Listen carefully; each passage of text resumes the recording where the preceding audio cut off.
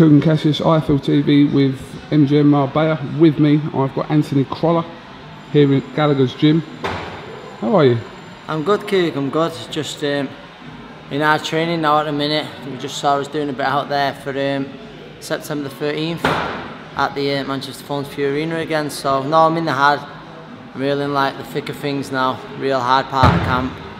But no, I'm feeling a good place, You know, obviously, leading up to the fight, I'd like you to thank me for my involvement in your training session today. Yeah. Because you saw me with the hammer on the tyre. You must have chopped some wood in your time, Coog. Yeah. You must have won some teddy bears. Yeah, I did, yeah. At the fairground. But you saw the technique I used, so that's obviously somewhere subconsciously will help you with your training. Mate, do you agree with that? The techers that you've got, mate, if you can pass that down just a little bit, mate, it'll only make me a better fighter. Do you know what? I pictured that tyre being someone's head I didn't like. That's what I've done. I won't name him. Right. I won't name him. There's not many people fair. you don't like, mate. It's not. There's a couple. No, there is a couple. Is there anyone you don't like? Because you seem like you like everyone, and everyone likes you. You're one of them people. Yeah. No, honey. Do you know what? I'm genuinely being honest. I don't. There's no one who I hate anyway. Obviously, without sounding. Is that your personality, or is it just? Hate's a strong word, isn't it? It's but there's not. There's nothing like. There's no one who dislike. There's certainly no one in boxing dislike. Obviously, you meet good people. You meet some loons in boxing, but there's no one who would dislike. Because you're like quite considered the Mr. Nice Guy of boxing. Do you like that sort of tag? Oh no, it's nice. It's nice that people say it, but it's just better than being called a wanker. Yeah, I suppose. Yeah, because no, it's nice people say that, but it's just just honest. Like there's no one in.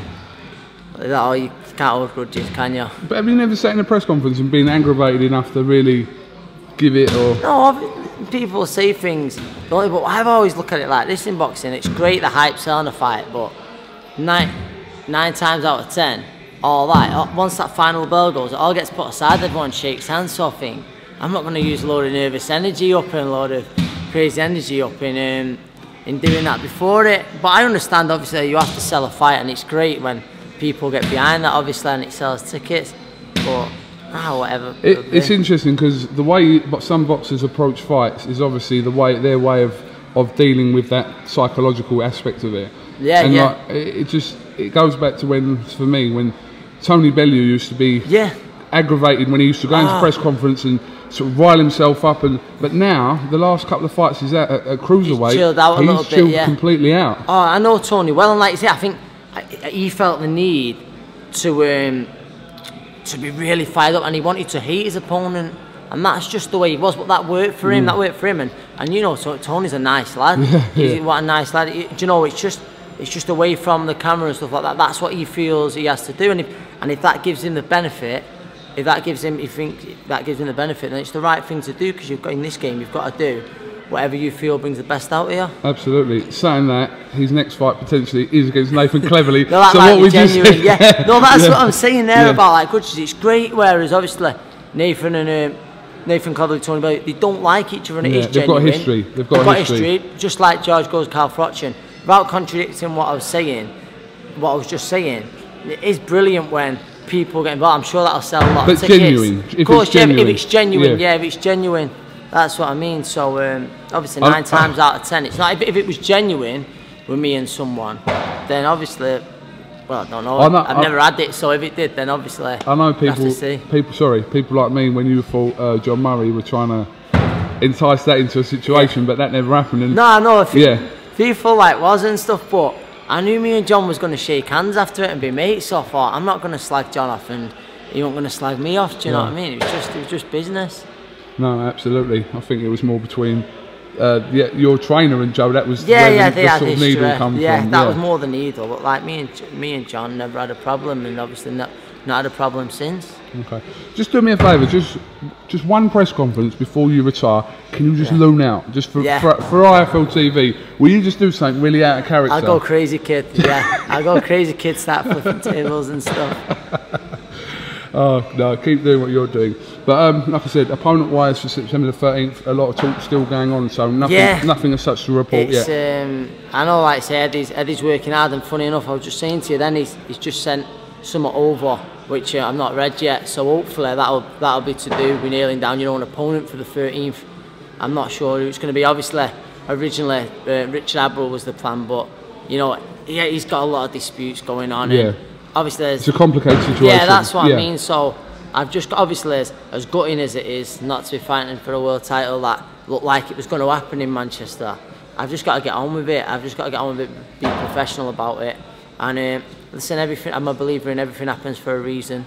And that just gives me more time to keep on improving. So when my shot does come, I'll be ready. I'll be more than ready. Absolutely. Like I said, you're there, so it's just a case of just biding your time and waiting for the right opportunity. That's it now. Yeah, I've got a good world ranking, especially with the WBO. So I think Crawford's going to fight Ray Beltran, and then we'll see what he does after that. And I know I'll be right near the front there, near the front of the queue, to try and fight for that belt. But whoever it may be on September 13th, that's the most important fight. Because if it goes wrong, then there's no world title fight at the end of it. So, like I say, potentially a fight or two away from getting that world title shot. Does Figueroa fight soon? Yeah, I'm sure he does. I'm sure he fights in August. Yeah, I'm sure he fights in August. Oh my Figueroa, who's he? Is he fighting on Kell Brook's undercard against Estrada? Estrada, yeah, at the StubHub, isn't it? Yeah, that's on Kell. Yeah. I just thought that, that is on that card. It's, no, that'll be a good card, so that's even more to look forward to. Yeah. Obviously with the Kells fight and now Figueroa on it, I'm looking forward to that card. I think Baker and Durrell was on it. As well, yeah, the first fight, it was a great one. fight. So that's a real good card to look forward to. You'll be going over there yourself? I'll be going over there myself. So, yeah, holiday and work in one, you know. Yeah. You know it is. I know it is, mate. I saw you in action in LA before. Yeah, you did. All right, well, listen, Anthony, thanks for giving IFL TV a bit of time. Good to be in Bolton, see a bit of your training there. No. That hammer thing, hammer on... What is that actually called? It's... Hammer and tyre? Call it a tyre, yeah. The hammer and the tyre, yeah. Hammer and the tyre. We use that a few times a week. But we're sort of building up with that now. It's not a lot of fighters use it. I think originally a lot of MMA fighters was using it, but it's something that obviously replicates sort of boxing. You know, the movers in it. Obviously, strong legs, strong lower back. I don't know. It's obviously all important in boxing. All right, might get myself one at home. Yeah, I thought you already had one. The way I saw you on there, I thought you already had one, kid. Very, very complimentary. All right, Anthony Crolla, thanks for talking to IFL TV, and we'll look forward to news of your opponent. Yeah, well, and then, like you say, very soon, like you say, I'm sure Eddie will have some news for us, and I look forward to the arena be bouncing again. Nice one. This is Kugan Cassius with Anthony Crolla for IFL TV. Thank you very much.